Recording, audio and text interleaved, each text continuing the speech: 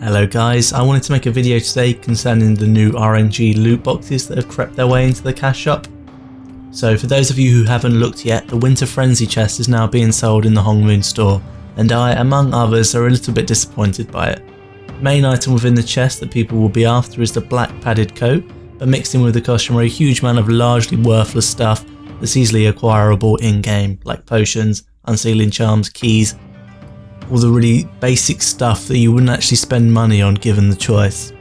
On top of this, you can acquire moon water transformation stones. I know some people feel this is a little bit iffy, but honestly I don't really care specifically about the stones.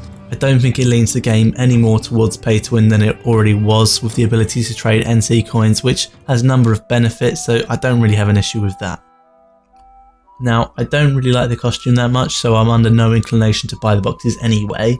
And people could argue that if you don't like them, don't buy them. And then the people who do like them can buy them and everybody's happy. But are they really? No. Randomness in the cash shop makes nobody happy except for the people who sell it. RNG boxes are very much gambling, and as I imagine we all know, the house always wins. Not on an individual basis, mind you. There will be those lucky people who get the outfit on their first try, and there will also be people who open a ton of boxes and never see the outfit. There are already stories emerging of people spending the 3,999 N coins for the 28 boxes and receiving nothing. That's the equivalent of 40 British pounds, which is more or less 60 American dollars for those of you across the pond. Ignoring the fact that these people will be left feeling frustrated and cheated, on average NCSoft will receive more money per costume. So this tells us that they want to charge more for their costumes, which is a little surprising considering their current price I think is relatively high, considering you can only have it on one character. So if they want to charge more, why don't they just have all the costumes on the store for this higher set price that they think they want to charge?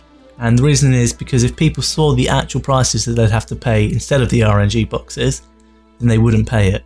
So what do? Instead, they hide the true price by offering a lower price chance of getting it, without mentioning what the chance even is, just that it's more than zero. There's a complete lack of transparency on their part, and it feels like nothing more than an attempt to coax the consumer into paying for something they otherwise would not have paid for if they were given all the information. It's shady and it does nothing but hurt the consumer.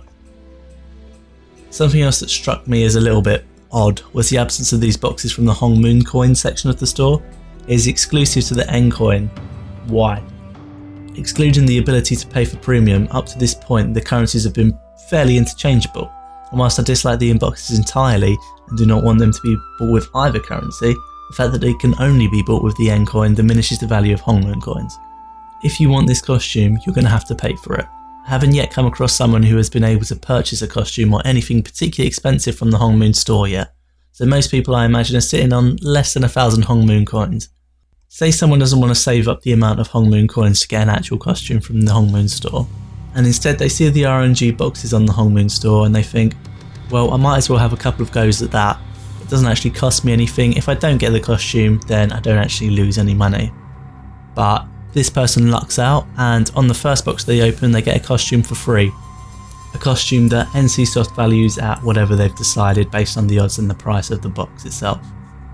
The cynic in me believes that this is intentional, that they have purposefully not given people the chance to get lucky without paying any money. Which is not really an issue in itself. I think people should pay to support the game in some way, but simultaneously they are willing to not give anything to people in return for their money.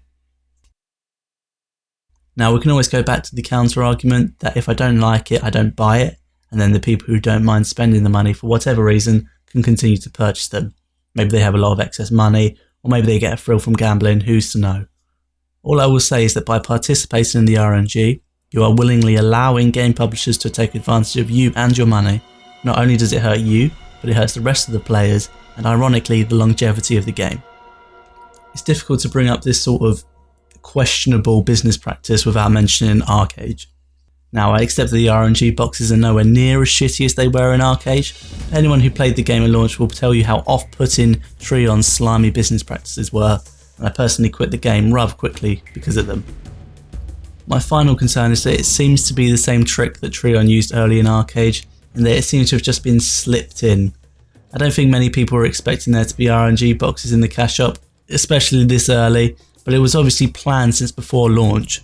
Why wasn't it there at launch? And why are they introducing it now? Did they think that people might be put off if it was there at launch?